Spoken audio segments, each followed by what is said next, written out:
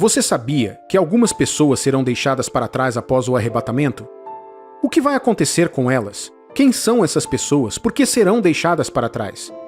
Antes de prosseguirmos, vamos primeiro entender o que é o arrebatamento. O arrebatamento é um evento no futuro onde Deus levará todos os verdadeiros cristãos da terra. Isso prepara o cenário para o julgamento de Deus durante o tempo chamado tribulação.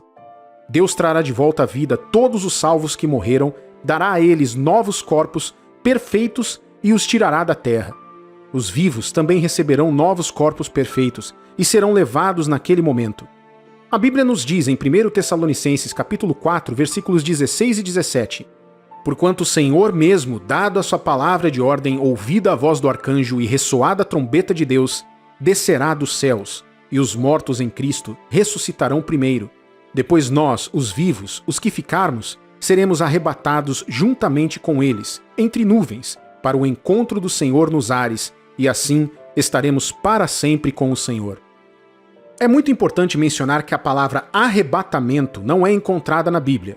O termo vem de uma palavra latina que significa carregar, transportar ou retirar de algum lugar. A ideia do arrebatamento é claramente ensinada na Bíblia e é apoiada por muitas passagens.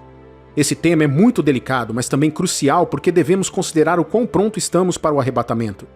Também ajuda a nos alinharmos e a examinarmos os nossos corações com base na palavra eterna de Deus para ver onde precisamos fazer mudanças. À medida que avançamos nessa discussão, nossa passagem principal será João capítulo 3, versículo 18, que diz: Quem nele crê não é julgado. O que não crê já está julgado, porquanto não crê no nome do unigênito Filho de Deus. A Bíblia nos diz que aqueles que creem em Jesus Cristo não são condenados, mas a história é diferente para os incrédulos. Eles estão se afastando da única solução de Deus para os seus pecados. Ao rejeitar o maior presente de Deus e não crer, eles estão aumentando seus pecados e chamando Deus de mentiroso. A menos que essas pessoas mudem os seus caminhos e creiam no Evangelho, elas enfrentarão a condenação. Este é um apelo para que todos aceitem Jesus Cristo como sacrifício perfeito pelo pecado e evitem a condenação que aguarda aqueles que recusam essa oferta de salvação. Agora vejamos alguns grupos de pessoas que serão deixadas para trás após o arrebatamento. O primeiro grupo são os indecisos. Algumas pessoas estão fechadas à mensagem de salvação, não importa o quanto ouçam sobre ela. Elas não tomarão a decisão de seguir a Jesus, mesmo que ouçam sermões ou mensagens poderosas. O que é interessante nesse grupo de pessoas é que elas continuam adiando sua decisão como se controlassem suas próprias vidas.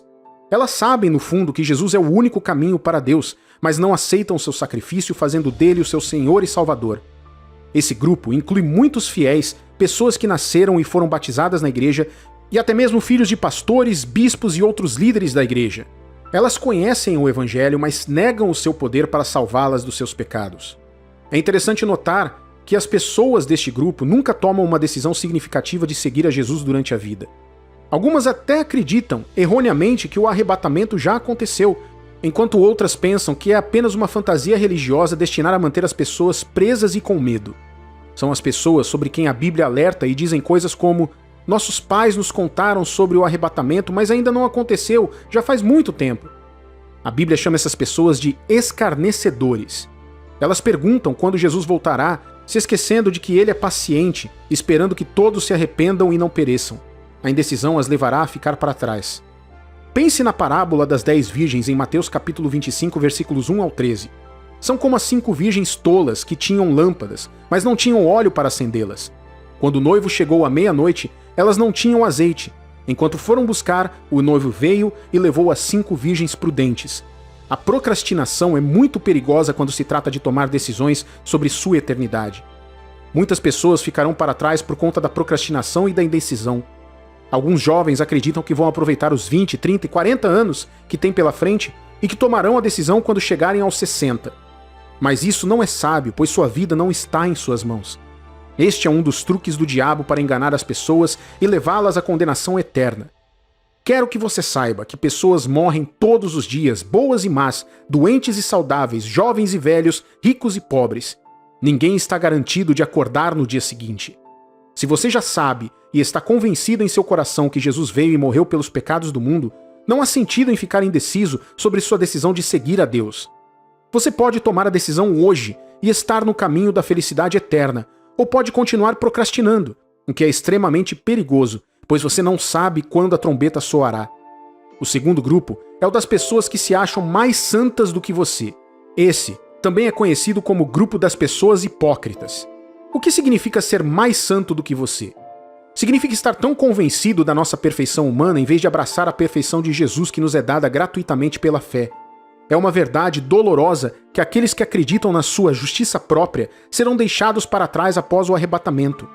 Essa categoria de pessoas confia mais na sua atitude, comportamento e sacramentos mais santos do que na obra consumada de Jesus na cruz no Calvário. Uma coisa que é muito comum com as pessoas nessa categoria é que elas confiam no esforço humano e não na graça divina. Elas não veem a salvação do ponto de vista da graça, elas veem pelas obras. A atitude delas está intimamente relacionada com a dos fariseus nos dias de Jesus. Ao longo do Novo Testamento, Jesus apontou a atitude deles de se julgarem mais santos do que todos, o que os fazia parecer bem, mas no fundo estavam sendo oprimidos pelo pecado da justiça própria. Os fariseus se baseavam em coisas como quanto tempo oravam, quantas vezes jejuavam, quanto doavam, com que regularidade iam à sinagoga e com que frequência atendiam os pobres e necessitados na sociedade. Embora todos esses atos sejam ótimos para cada filho de Deus, é mais importante que saibamos que ninguém pode confiar nessas coisas para ser salvo. Veja o que diz Isaías, capítulo 64, versículo 6. Mas todos nós somos como o imundo, e todas as nossas justiças como o trapo da imundícia. Todos nós murchamos como a folha, e as nossas iniquidades como um vento nos arrebatam. A justiça própria é uma miragem mortal que engana muitas pessoas, fazendo-as acreditar que podem ser salvas por seu próprio mérito. Esses indivíduos rejeitam a graça salvadora de Deus em Cristo Jesus, o que os levará a serem deixados para trás no dia do arrebatamento.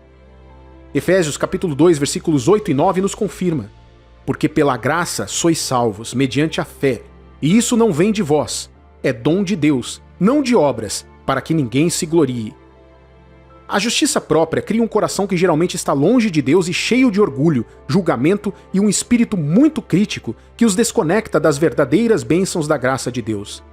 Ninguém que se julga mais santo do que você será arrebatado, pois colocam sua confiança em seu próprio mérito em vez de na obra consumada de Cristo. Em vez de se apegar exatamente àquilo que te desqualifica, por que não abraçar a graça de Deus por meio da fé em Cristo Jesus e abandonar a arrogância? A graça de Deus é maravilhosa, porque não há nada que você faça que te qualifique para ela.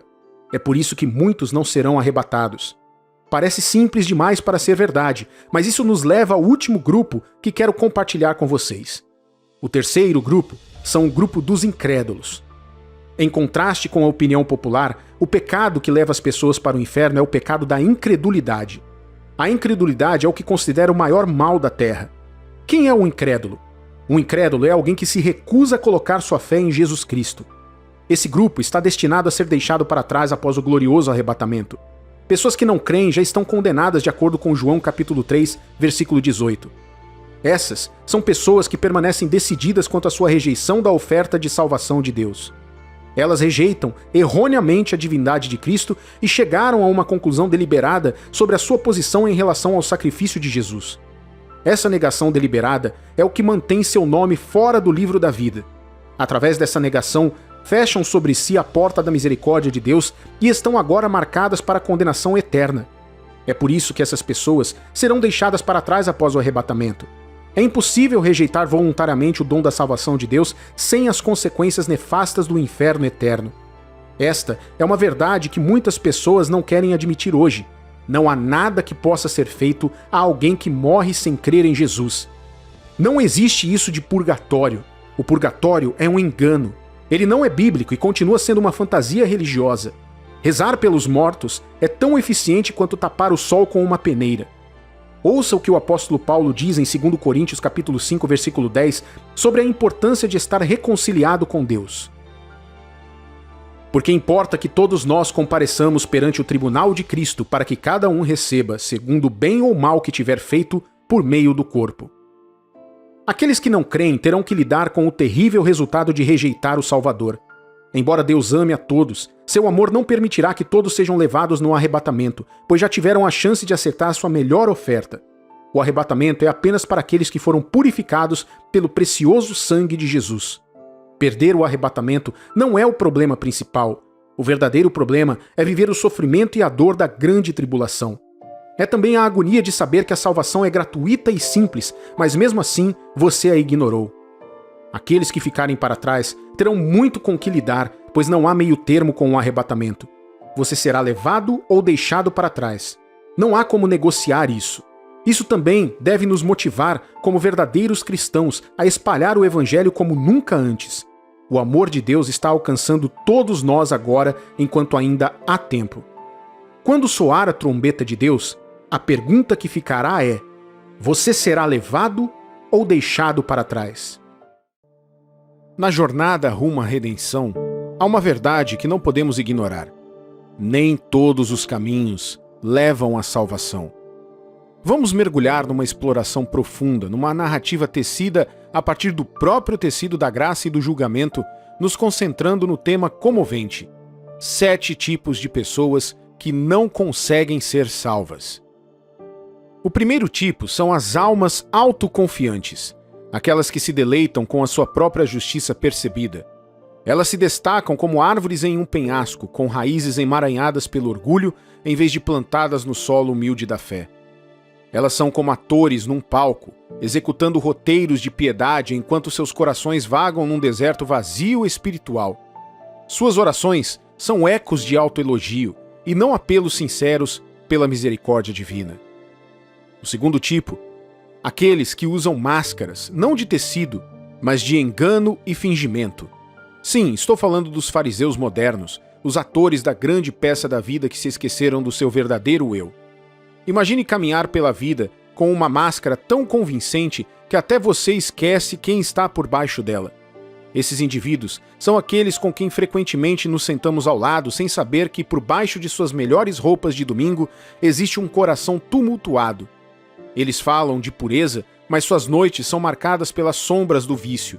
Eles proclamam fidelidade, mas vagam pelos becos da traição. Eles levantam as mãos em adoração, não em rendição a Deus, mas como uma performance para os olhos do mundo. Consideremos o rebelde quieto que insiste: não preciso ir à igreja para me sentir próximo de Deus. No entanto, eles perdem completamente o foco. Não se trata do edifício, ou da construção, ou do prédio. Trata-se da comunidade, de união de almas em busca de algo maior. E há também o frequentador da igreja, aquele que está fisicamente presente, mas espiritualmente ausente, suportando o culto como uma criança, contando os minutos até o recreio. Eles sabem sobre Deus, mas não conhecem a Deus. Aqui está o cerne da questão. Uma vida de dualidade é uma vida de turbulência. É um caminho traiçoeiro que afasta da própria salvação os que procuram. Quão trágico é estar nos portões do paraíso, apenas para descobrir que a chave não cabe porque nunca foi feita para ser uma chave falsa. O terceiro tipo de pessoa que não pode ser salva são aqueles camaleões da fé, aqueles que se misturam aos bancos da igreja, cujas palavras são uma melodia de devoção, mas as suas ações são uma melodia discordante. Eles são os frequentadores das manhãs de domingo, cujos dias da semana são desprovidos da luz que afirmam seguir. Considere os batimentos cardíacos que batem em negação, ou os olhos que se fecham para os milagres exibidos diante deles. Embora os céus declarem sua glória, eles escolhem a cegueira em vez da visão. Não se trata de um simples descuido, é um coração trancado contra o sussurro da verdade. A chave? A fé. Não apenas um aceno ao divino, mas uma confiança profunda e inabalável de que Deus, em seu amor infinito, ressuscitou seu Filho dentre os mortos, oferecendo uma tábua de salvação para a humanidade. Essa não é uma história de mera descrença, é uma saga de conexões perdidas com a eternidade. Cada alma que permanece firme na dúvida é como um navio que se recusa a navegar ancorado no ceticismo. Eles estão perdendo, não uma chance passageira, mas uma promessa eterna. É uma situação terrível que ecoa com o silêncio de uma chamada não atendida. Nunca é tarde demais. A ponte da fé não é apenas para os que creem, é para quem busca, para o cético, para o quebrantado. É para qualquer pessoa disposta a dar o primeiro passo de fé. Portanto, ao refletir sobre os grandes mistérios da vida, lembre-se do poder da fé. Não se trata apenas de evitar um caminho sem volta, mas de abraçar uma jornada de esperança sem fim. Quarto, não ignoremos os céticos. aqueles que dissecam cada milagre com o bisturi do cinismo. Exigem sinais, mas cegam-se às maravilhas que dançam no cotidiano. Seus corações são fortalezas, imunes às palavras da verdade que falam nos ventos da vida cotidiana. Consideremos a pessoa que, com um mapa nas mãos, insiste que seu próprio intelecto ou recursos pode traçar um caminho para a salvação. Ela estuda as Escrituras não para abraçar a Cristo, mas para encontrar uma brecha, um atalho.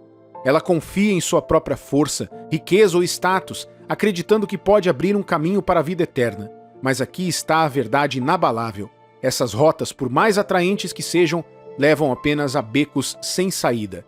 Não há substituto, nem alternativa, nem desvio que ignore a necessidade de Cristo na nossa salvação.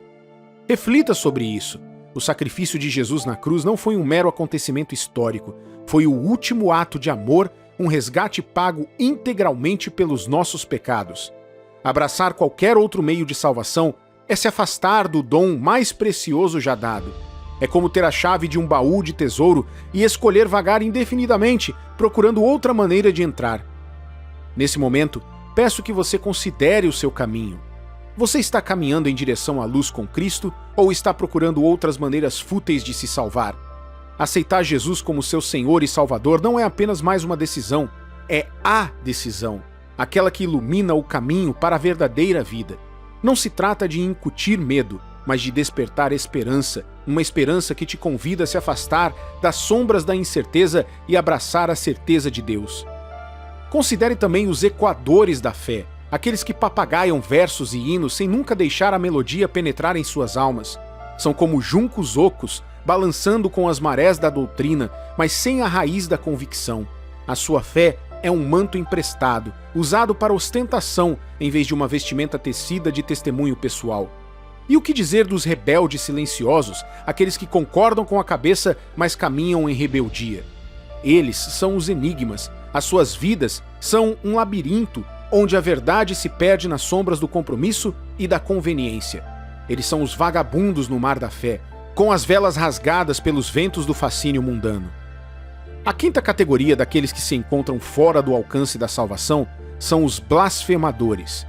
Considere as palavras profundas de Mateus capítulo 12, versículos 31 e 32, onde é declarado que todos os pecados podem ser perdoados, exceto a blasfêmia contra o Espírito Santo. Isso não é apenas um erro ou engano, é uma negação total e uma zombaria da verdade divina, uma rebelião contra a forma mais pura de autoridade espiritual. Aqueles que trilham esse caminho rompem os laços com esperança e graça, assumindo uma postura imperdoável. Não vamos medir palavras aqui. A narrativa da vida após a morte é repleta de equívocos e ilusões. Muitos acreditam que as orações póstumas podem alterar o destino eterno de alguém. No entanto, a dura realidade é essa. Uma vez que a pessoa morreu, as chances de salvação não existem mais. O conceito de limbo purgatorial é um mito reconfortante desconectado da dura realidade da lei espiritual. Nossas vidas, as decisões que tomamos, as crenças que mantemos, esses são os roteiros que escrevem nossa história final. Se negligenciarmos a oportunidade de redenção, depositar as esperanças em intercessões post-mortem é como se agarrar ao vento. Que isso seja um lembrete estimulante para abraçarmos a luz, para valorizarmos a oferta divina de perdão e para vivermos de uma maneira que honre o Espírito dentro e ao nosso redor. Pois nesta compreensão reside a esperança de um caminho rumo à salvação, um caminho iluminado pela fé e guardado pela graça divina. O sexto tipo de pessoas que não podem ser salvos são aqueles que andam nas margens, com suas histórias não contadas, as suas lutas invisíveis. O hipócrita que vai à igreja e diz: sim, irei à igreja, mas não posso fazer toda essa loucura de cantar, dançar e orar. Contanto que eu conheça Deus, isso é tudo que eu preciso. Será que você se acha grande demais para Deus? Ou tão importante que você não pode mover o seu corpo para Jesus? Nós vemos e conhecemos você, e o mais importante, Deus te conhece. Você tenta o seu melhor para ser invisível. Aqueles que ficam em segundo plano, suas vozes são um mero sussurro no coro da fé. Deus quer ser adorado e louvado. Ele nos criou para que possamos adorá-lo. Como você vai suportar uma eternidade cantando, gritando e adorando a Deus se não aguenta ir à igreja por 90 minutos num domingo de manhã. O sétimo tipo de pessoas que não podem ser salvas são os guerreiros cansados, aqueles que lutaram em nome da fé, mas carregam as cicatrizes da raiva não resolvida e da falta de perdão. São como soldados que regressam de uma guerra que nunca compreenderam, com a armadura amassada e o espírito ferido. Imagine uma árvore vibrante, uma vez enraizada no solo fértil da fé, agora se desenraizando para buscar consolo no deserto árido. O apóstata é como essa árvore, que já floresceu nos princípios da justiça, mas agora vagueia, buscando a miragem dos prazeres mundanos. A Bíblia pinta esse quadro vividamente com as palavras comoventes de 2 Pedro, capítulo 2, versículos 20 ao 22, ecoando a realidade sombria de uma alma perdida em sua própria liberdade. Por que isso é importante para nós? Porque esta não é mais uma história de cautela, é um reflexo da fragilidade humana. É a história de buscar calor num fogo que promete luz, mas só fornece cinzas. O apóstata conhece a melodia da verdade, mas escolhe dançar ao som das melodias discordantes do engano e da desilusão. Ele viu o amanhecer, mas virou as costas buscando consolo na noite. Não estamos aqui para condenar, mas para estender a mão, para lembrar aos que se desviaram que o caminho de volta nunca está selado. É um apelo para considerar o amor que nunca desaparece, a graça que sempre é estendida e a promessa eterna que te aguarda. Se você se desviou da fé, tome este vídeo como uma oportunidade de saber que nada está perdido para você, contanto que você se arrependa. Portanto, ao ponderarmos sobre este tema solene, não o façamos com corações de pedra, mas com espíritos dispostos a compreender e abraçar. Lembremos que cada jornada é única e que dentro de cada passo rebelde há um potencial de retorno. E para você, que pode estar numa encruzilhada, saiba disso. Sua história não está escrita nas estrelas, mas nas escolhas que você fez. E cada dia é uma nova página esperando para ser virada. Deus não pode salvar os mortos. Muitas vezes, as pessoas fazem orações por seus entes queridos, falecidos, seu pai, mãe, irmão, irmã, etc. Eles vão aos ministros da palavra e dizem: pastor, por favor, ore pelo fulano de tal. Sinto muito, mas você pode não querer ouvir isso. Mas eu direi a você, depois de falecer, depois de morrer, nem todas as orações dos santos da terra poderão te salvar. Sua voz, sua história e sua perspectiva são importantes. Juntos, vamos buscar a verdade, espalhar o amor e ser faróis de esperança num mundo que tanto precisa dela. Será que você é uma descrição de alguém nessa lista? Se for esse o caso, faça um esforço agora para modificar o seu comportamento, pois Deus é incapaz de conceder misericórdia aos mortos. Em vez disso, utilize os dias restantes para combater o bom combate. Diga a si mesmo que você fará uma mudança em seu comportamento agora mesmo. Se essa mensagem tocou você, nos diga como, dando um like neste vídeo e escrevendo na área de comentários que você tomou a decisão de mudar o seu comportamento hoje.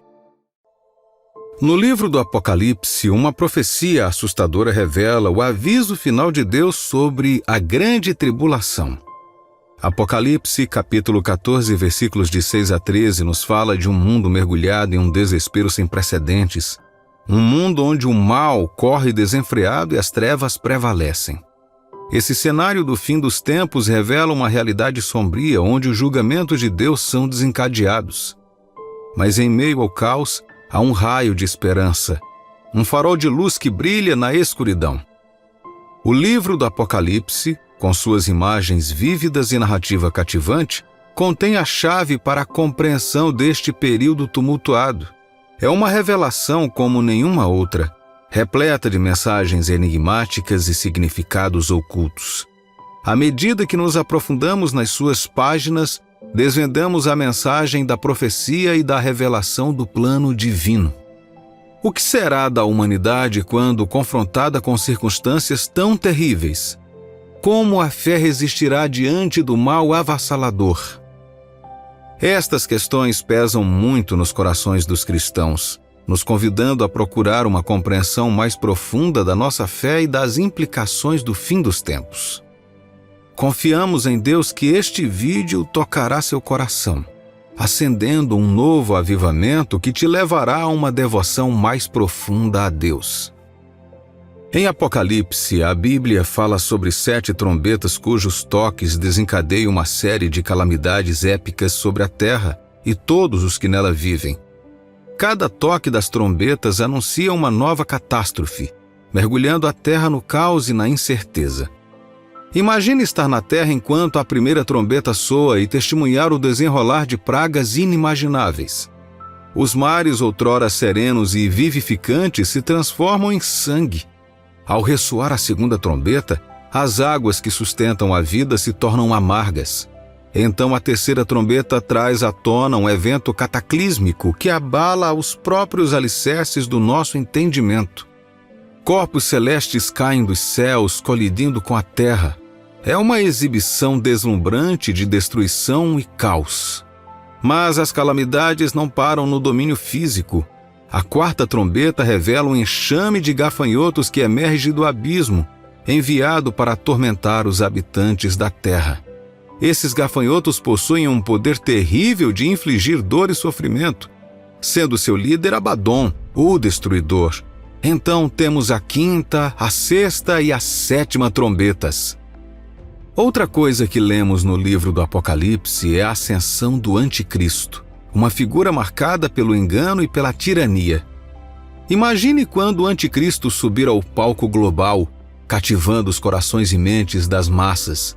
Com sua língua afiada e comportamento carismático, ele tece uma teia de engano, atraindo as pessoas para suas garras. Esta natureza enganosa espelha a serpente do jardim do Éden, apelando aos nossos desejos e nos afastando da verdade.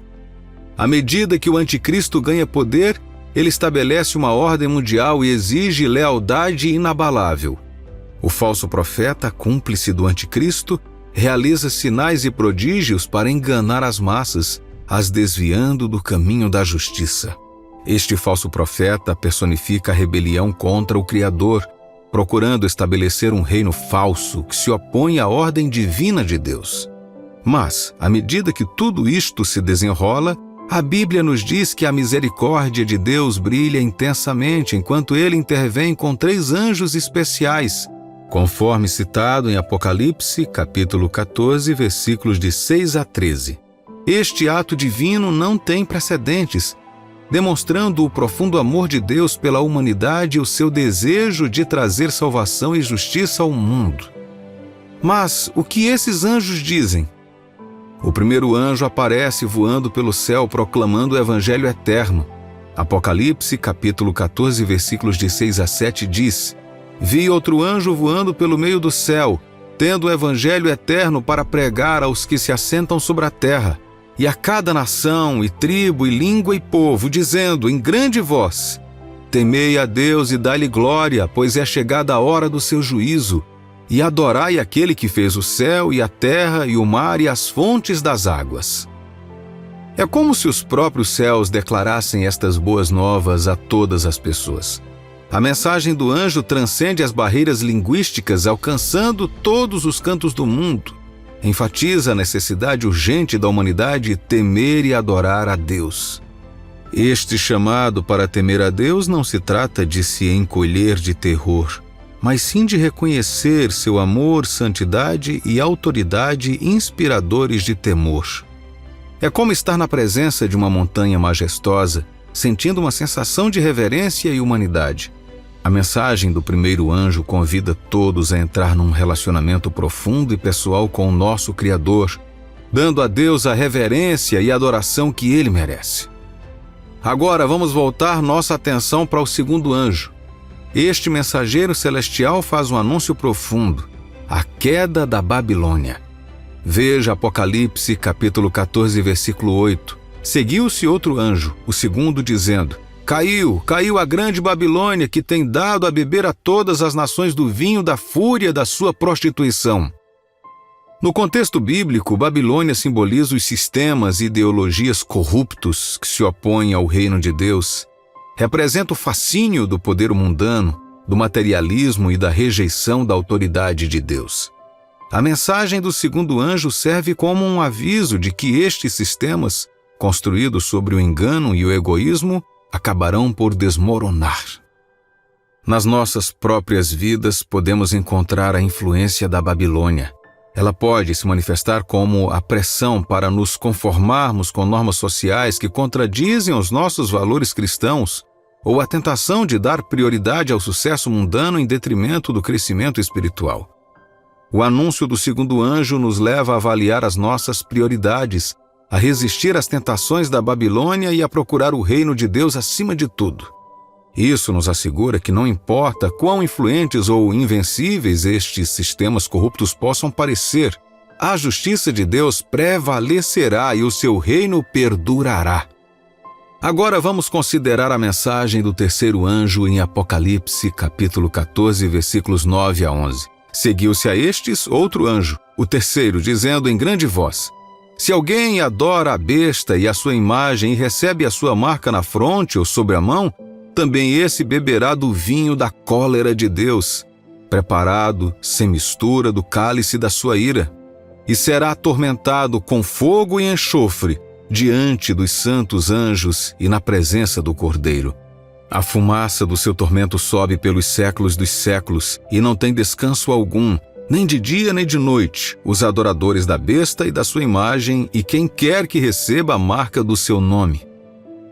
Este anjo emite uma advertência solene contra a adoração da besta e a aceitação de sua marca. A besta representa a personificação da rebelião contra a autoridade de Deus e da rejeição da sua verdade.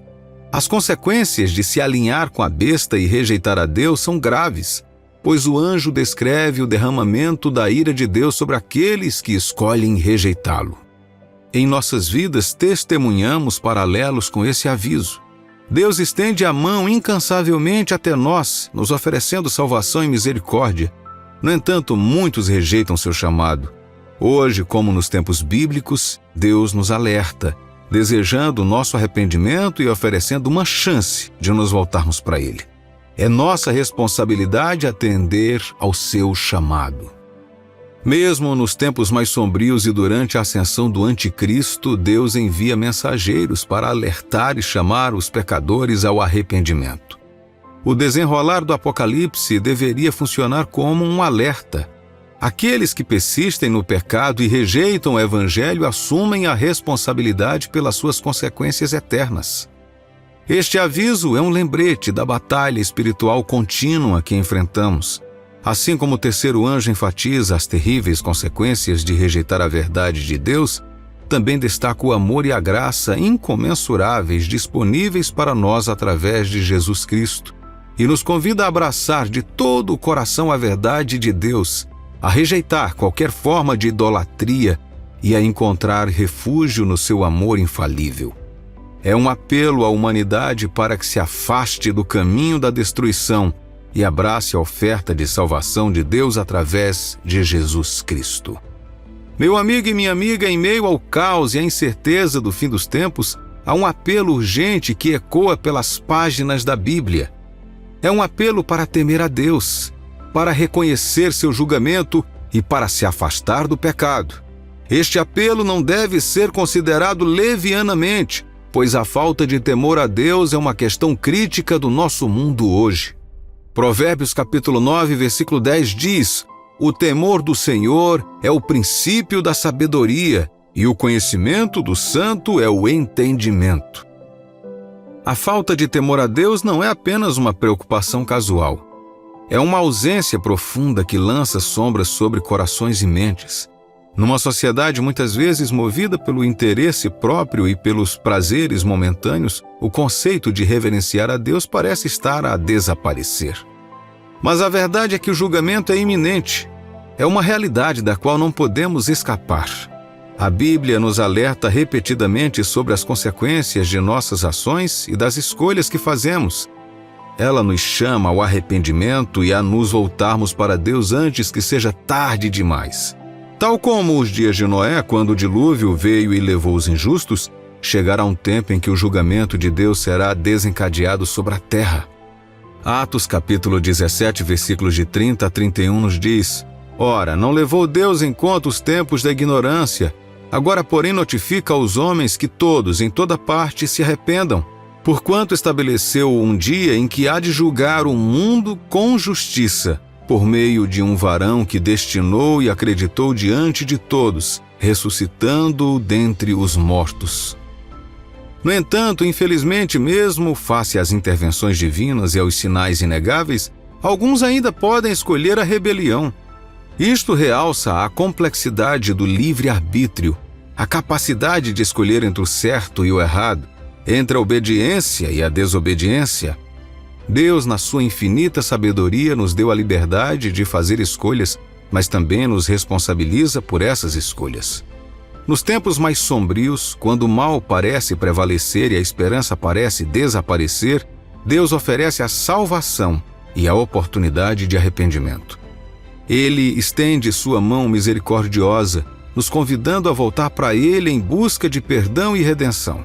Assim como um pai amoroso espera pacientemente que seu filho rebelde volte para casa, Deus espera pacientemente que cheguemos até Ele.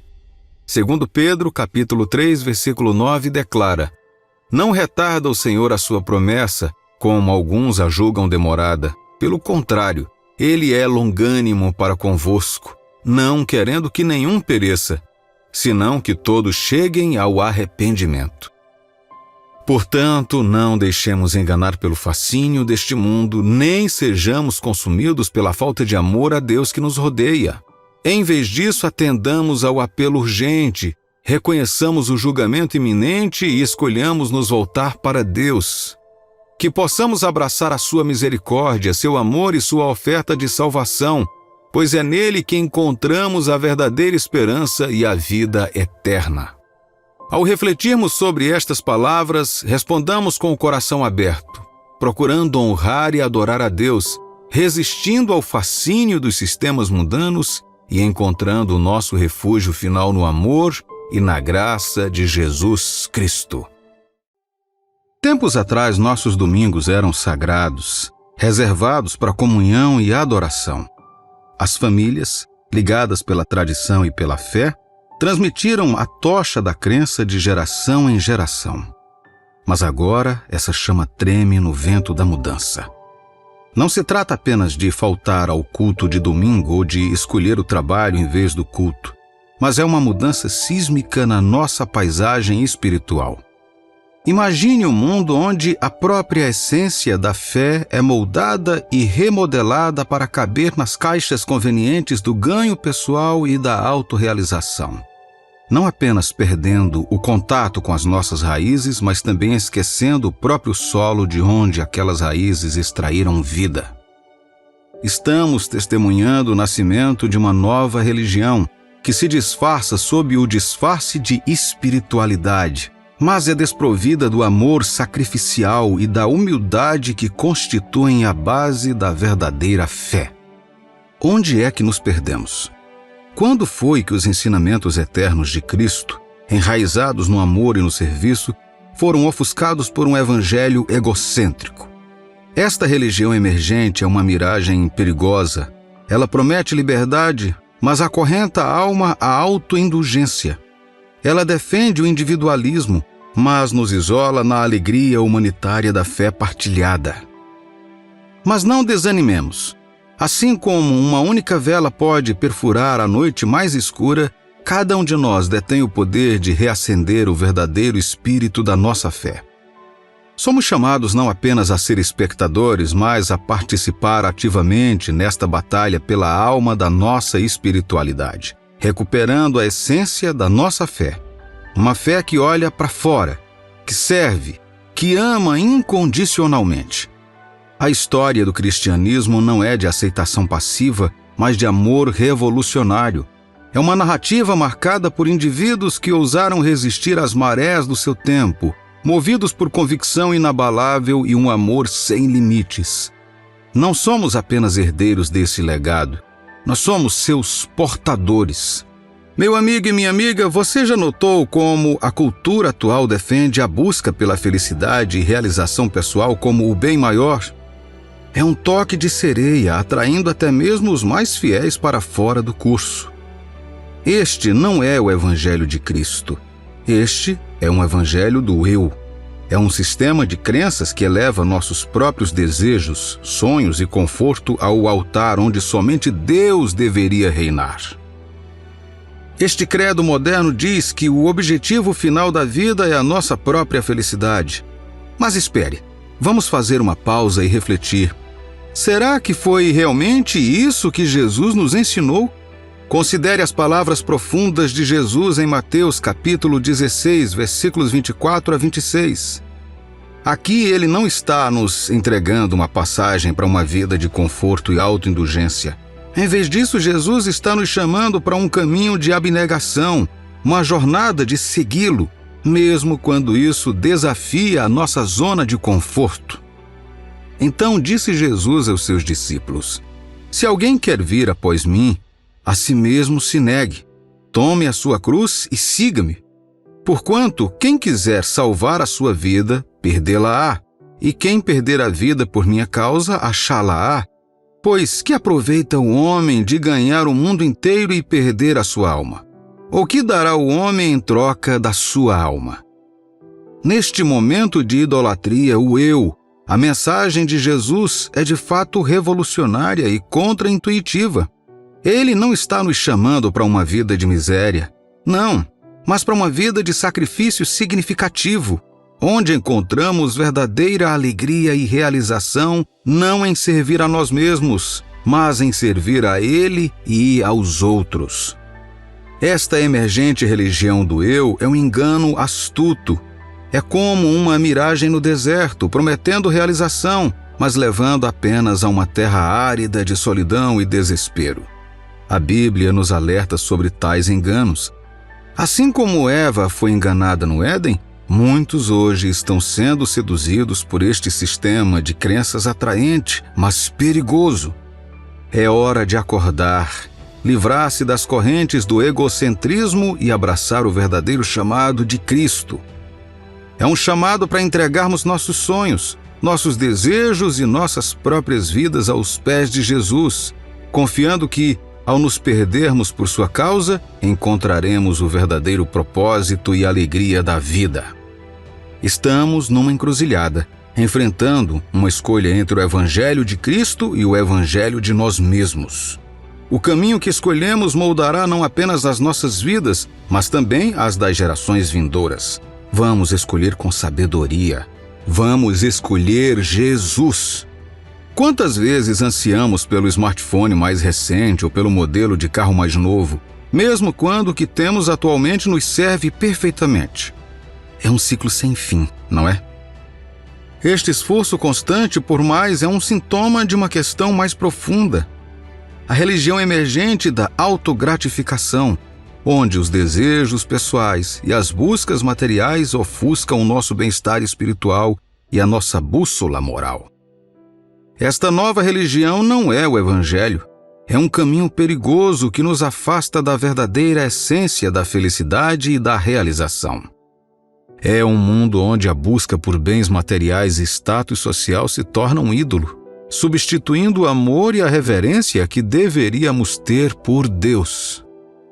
Esta idolatria de si mesmo e do materialismo é um engano astuto, uma miragem que promete felicidade, mas nos deixa mais vazios e insatisfeitos do que nunca.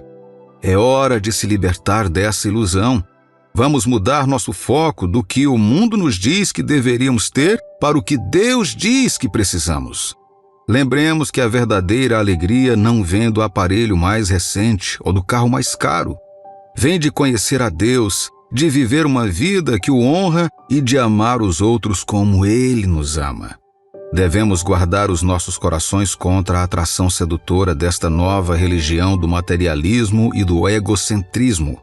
Vamos escolher viver uma vida com propósito, fundamentada na verdade da palavra de Deus, em vez de sermos influenciados pelos prazeres passageiros do mundo. Então, peço a você que estejamos vigilantes. Vamos nos lembrar diariamente do que realmente importa. Vamos viver uma vida que reflita o amor de Deus e os seus ensinamentos, e não as promessas vazias de um mundo que constantemente nos diz que precisamos de mais para sermos felizes. Lembre-se de que a verdadeira felicidade e realização vem de uma vida vivida em harmonia com a vontade de Deus. Uma vida que valoriza as riquezas espirituais em detrimento da riqueza material. A verdadeira essência do contentamento. Não se trata de acumular mais para nós mesmos, mas de buscar algo maior. Jesus, em Mateus capítulo 6, versículo 33, nos guia com estas palavras: Mas buscai primeiro o reino de Deus e a sua justiça, e todas estas coisas vos serão acrescentadas. É como construir uma casa. Em vez de nos concentrarmos na decoração do interior, deveríamos primeiro estabelecer uma base sólida. Essa base é o nosso relacionamento com Deus. Agora vamos mergulhar mais fundo nessa ideia com uma mensagem poderosa de Jesus em Mateus capítulo 16, versículo 25. Ele desafia a obsessão do nosso mundo com a autopreservação, dizendo: Porquanto, quem quiser salvar a sua vida, perdê-la-á, e quem perder a vida por minha causa, achá-la-á. Parece paradoxal, não é? Somos bombardeados diariamente com mensagens que nos dizem para olharmos para o número 1, para subirmos a escada a qualquer custo. Mas aqui está um alerta surpreendente. A verdadeira vida, a alegria real e duradoura, não se encontra no apego, mas no desapego. Não no acúmulo, mas na generosidade. Então, por que estou compartilhando isso com você?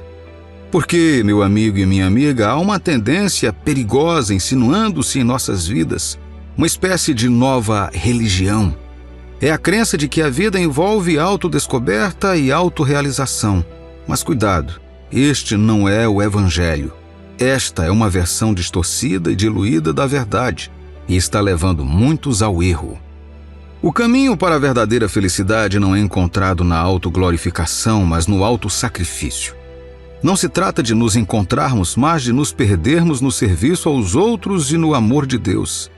Lembremos-nos de que o nosso valor não é medido pela nossa riqueza ou pelas nossas realizações, mas pela nossa disposição de nos submetermos à vontade de Deus e de seguirmos o seu caminho justo. Quando aceitamos Jesus como nosso guia, encontramos nosso verdadeiro propósito e significado na vida. Esse caminho, porém, nem sempre é confortável ou fácil. Exige sacrifício e, às vezes, significa até enfrentar provações e tribulações que testam a nossa fé. Lembre-se de que nossa segurança e conforto não são os objetivos finais. Antes, o objetivo é glorificar a Deus através de nossas vidas, mesmo na adversidade. Há um movimento sutil, mas poderoso, que contradiz essa crença central.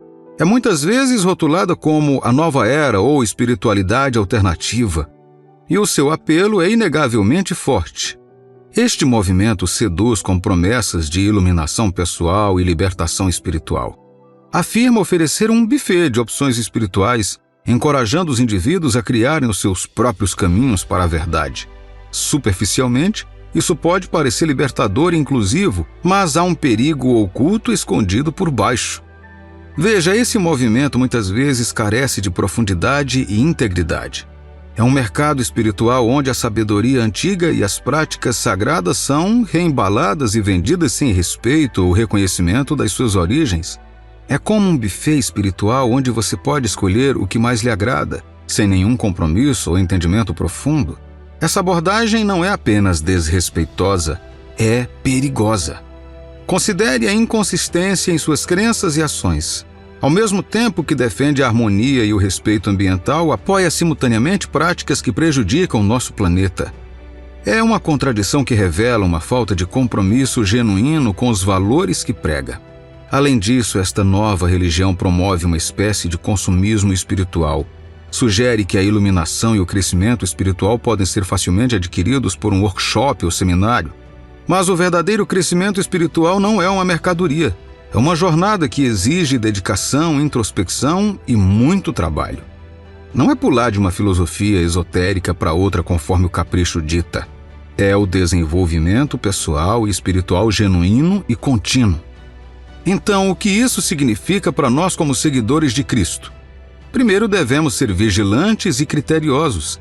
Devemos reconhecer que a verdadeira sabedoria e iluminação vem de um relacionamento profundo e comprometido com Deus, e não da última moda ou filosofia espiritual.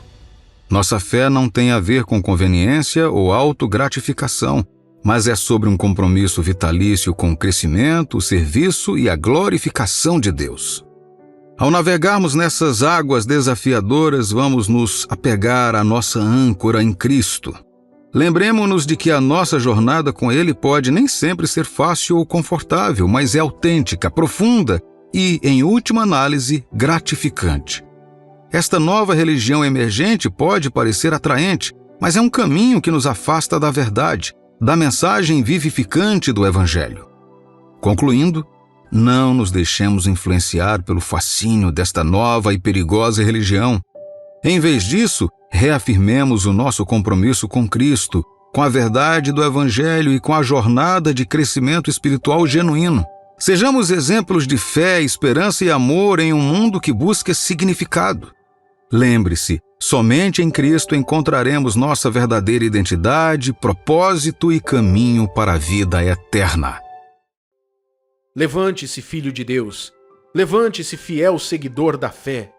Quebre as correntes do sono. É hora de discernir o ritmo do nosso mundo. Você consegue ver as tendências ocultas da nossa realidade refletindo as profecias do reinado do Anticristo? Os fios da tecnologia estão a nos entrelaçar num futuro que tem uma estranha semelhança com as visões do livro do Apocalipse. O mundo, tal como conhecemos, está passando por uma tremenda mudança, uma mudança predita pela própria Bíblia.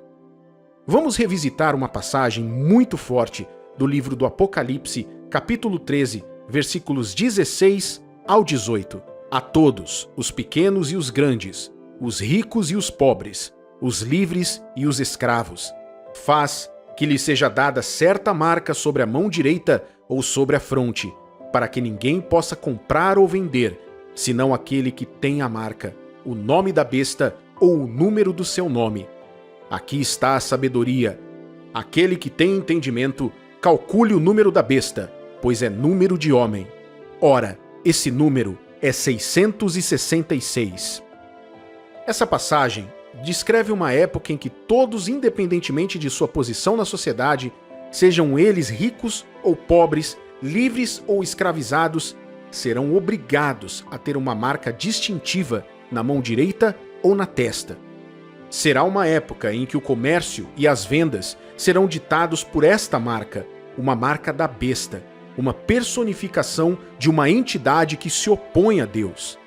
A sabedoria nestes versículos é oferecida àqueles que possuem discernimento, nos convidando a compreender o número da besta, um número sinônimo de homem, simbolizado como 666.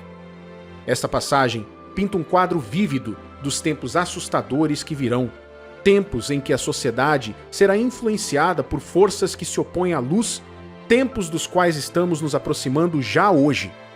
É crucial reconhecer os sinais que nos rodeiam. Vivemos em tempos extraordinários, tempos cheios de esquisitices e ocorrências peculiares. As areias movediças da nossa cultura, as normas em evolução da sociedade, todas parecem fluir em uma única direção, que é a direção do alvorecer de uma era presidida pelo Anticristo. Pare um momento para olhar ao redor e observar nosso mundo hoje. Não está ele se preparando para a chegada daquele sobre o qual a Bíblia nos alertou? As peças deste grande quebra-cabeças estão a se encaixar, cada uma contribuindo para a preparação do mundo para acolher o Anticristo. Mas não deixem seus corações ficarem perturbados. Lembre-se que, como seguidores de Cristo, temos a força para perseverar, manter a nossa fé e para brilhar a nossa luz nos cantos mais escuros desse mundo. Fomos avisados sobre esses tempos e devemos permanecer firmes, guiados pelos ensinamentos de Deus e inspirados pelo seu amor. Não devemos ficar alarmados com a mudança dos tempos, pelo contrário, devemos enxergar isso como um apelo à ação. É um chamado para aprofundarmos a nossa fé, permanecermos firmes na nossa crença em Deus e estendermos as mãos com amor e unidade aos nossos semelhantes. É um momento para lembrarmos as palavras de nosso Salvador, defendermos seus ensinamentos e sermos o farol da esperança nesses tempos de mudança. Devemos extrair força da palavra de Deus, encontrar conforto em seu amor e deixar sua luz nos guiar nesses tempos de mudança. A Bíblia nos disse que isso aconteceria, meu amigo e minha amiga. E nesses últimos dias, somos chamados a ser corajosos, fortes e firmes na nossa fé. Vamos enfrentar esse desafio. Tomemos, por exemplo, o reino da fama e da influência. Houve uma mudança profunda na forma como percebemos e interagimos com indivíduos que dominam a cultura popular. É como se o público lhes tivesse concedido um estatuto quase que divino e as suas vidas fossem seguidas com um fervor intenso que reflete uma devoção religiosa. Pense no espetáculo de um show, onde os fãs gritam os nomes de suas queridas estrelas com uma paixão que beira a idolatria. Os gritos e os aplausos, a adoração fervorosa, é como se essas figuras tivessem ascendido a um panteão próprio. Elas são elevadas, estimadas e admiradas como entidades divinas da tradição. O poder dessas figuras influentes não se limita apenas à sua esfera pessoal. O seu alcance se estende muito além do seu público imediato, abordando questões globais e moldando crenças individuais. As suas palavras ressoam e as suas ações inspiram imitação. A sua influência é tão profunda que empresas gastam fortunas para garantir o seu apoio. Refletindo sobre minha própria juventude, me lembro do fascínio magnético de uma figura como Michael Jackson. A visão de suas performances incitava tanto fervor que os fãs ficavam impressionados a ponto de desmaiar. Essa não é uma mera apreciação de talento, é um ato de adoração puro e simples.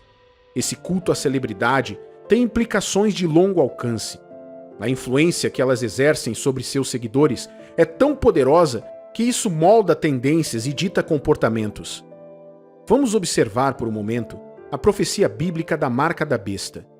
Quando uma celebridade adota essa marca, você acha provável que suas legiões de seguidores sigam o exemplo dela? Você acredita que as massas, fascinadas pelo carisma dessas figuras influentes, abraçarão também esse novo símbolo? Aqui nos encontramos em uma encruzilhada. Com as figuras influentes do nosso tempo apoiando o homem do pecado, a sociedade é levada a fazer o mesmo. As marcas investem milhões nessas personalidades, não apenas pela sua popularidade, mas pelo seu poder de moldar comportamentos e crenças. É crucial discernirmos esses sinais e compreendermos as mudanças que estamos testemunhando. A Bíblia predisse esse tempo e é nosso dever navegar por essas marés de mudança com sabedoria e fé. Estamos no meio dos últimos dias. E ao vermos as pessoas começando a mudar, devemos nos guiar pela nossa fé e permanecer firmes naquilo que acreditamos. Nunca na história da humanidade houve um período como esse. A mudança está varrendo o mundo como uma maré implacável, alterando a própria estrutura da nossa sociedade. Agora imagine uma figura surgindo em meio a esse turbilhão, uma figura que incorpora carisma, cativando o coração de muitos. Essa pessoa parecerá ser um farol de esperança, um unificador capaz de acabar com as divisões que atualmente fraturam o nosso mundo. Uma figura ao que parece que detém um remédio para todas as nossas tribulações.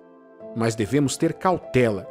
O fascínio dessa figura será potente e o apelo quase irresistível. Afinal, esse é um mundo que se deixa facilmente encantar pelo carisma de uma celebridade. Tal pessoa, predita nas Escrituras, exercerá um poder e uma influência que não são dessa terra, mas sim que vem do abismo mais profundo.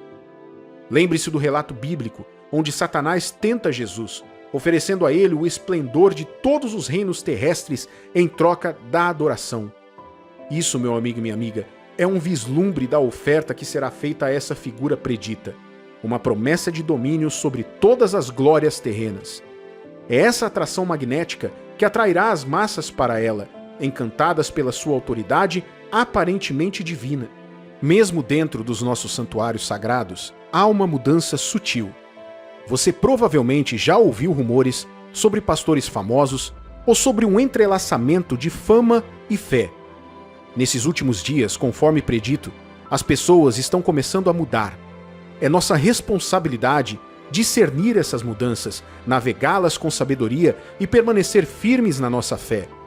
Ao testemunharmos essas transformações, devemos tirar forças da sabedoria da palavra de Deus, fundamentando os nossos corações na verdade e no amor.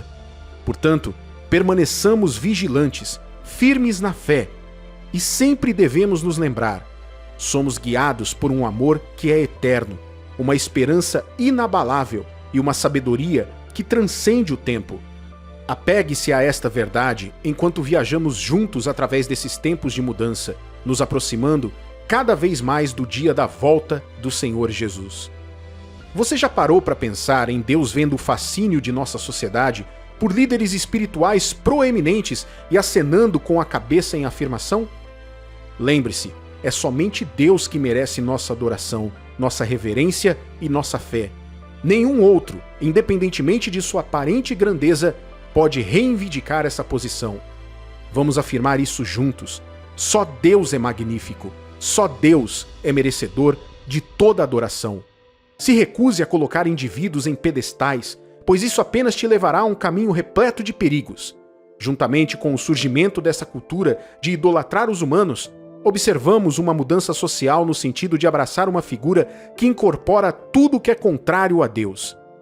O segundo capítulo do livro de Tessalonicenses prevê uma queda monumental, uma rebelião contra Deus como nenhuma outra, e podemos testemunhar esse fenômeno se desenrolando em tempo real.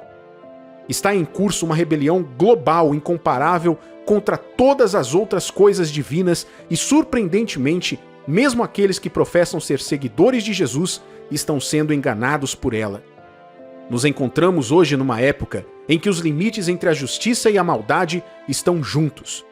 A moralidade é questionada, sendo o bem rotulado como mal e vice-versa. Reflita sobre a legislação que foi implementada nas últimas 2 décadas. Contemple a transformação que nosso mundo sofreu no mesmo período e você perceberá a profunda verdade de 2 Tessalonicenses, capítulo 2, versículo 7, que diz: com efeito, o mistério da iniquidade já opera e aguarda somente que seja afastado aquele que agora o detém. O enigma da ilegalidade já está tecendo a sua teia. Na verdade, já está em ação, abrindo caminho para a figura da transgressão. Todos os dias, todas as semanas, todos os anos, este enigma da transgressão está incessantemente em movimento, como está na passagem que ouvimos há pouco. A transformação da sociedade e a aceitação da ilegalidade foram preditas nas Escrituras Sagradas e estamos agora, nestes últimos dias, testemunhando as mesmas mudanças previstas. É um chamado para fortalecermos a nossa fé, nos apegarmos aos nossos valores e permanecermos como pilares da justiça diante dessas areias movediças. É nossa responsabilidade como cristãos refletir o amor e a graça de Deus em um mundo que está cada vez mais perdendo de vista essas virtudes. Que isso seja um lembrete de que nesses tempos de mudança ainda podemos ser o reflexo imutável do amor e da verdade de Deus. Vamos permanecer fortes, firmes e fiéis. Somente Deus é magnífico, somente Deus é grande, somente Deus deve ser adorado. Tal como um escultor molda a argila, forças invisíveis moldam sutilmente o nosso mundo, o preparando para um evento monumental. Imagine isso como um oleiro moldando habilmente o barro, girando suave e lentamente. Essa é a mão invisível do reino espiritual, trabalhando incessantemente. Não se trata de um cataclisma acontecendo na calada da noite. Não é um tirano tomando o poder do nada, não! O cenário está sendo montado meticulosamente, pacientemente e quase que imperceptivelmente. E quem é o ator principal dessa grande peça? Não é outro senão o Anticristo. O mundo como conhecemos está sendo preparado para a sua chegada, e essa é a dura realidade em que nos encontramos. Mas quem é a mão orientadora impedindo sutilmente que essas forças assumam completamente o controle? Quem é o guardião garantindo que o mundo não mergulhe prematuramente na escuridão? É o Espírito Santo, a força de Deus que permeia nossa existência. No entanto, conforme chegamos aos últimos dias, o mal se multiplicará. Agora, o que isso significa para a humanidade? Quais são as implicações para nós, filhos de Deus, que vivemos nesses tempos? O sinal mais revelador dos tempos é que a própria essência das pessoas está se transformando. Os valores, a sua moral, as suas crenças, tudo está sofrendo uma mudança radical. Estamos testemunhando uma era em que a sociedade se torna cada vez mais indiferente, se não hostil, para com Deus e a sua palavra. Isso não é mera coincidência, meu amigo e minha amiga. Esse não é o produto da evolução social. Isso é um mundo que está sendo preparado para o anticristo, um mundo que ele considera acolhedor para ele. Estas não são mudanças a serem temidas, mas a serem compreendidas dentro do contexto do plano de Deus.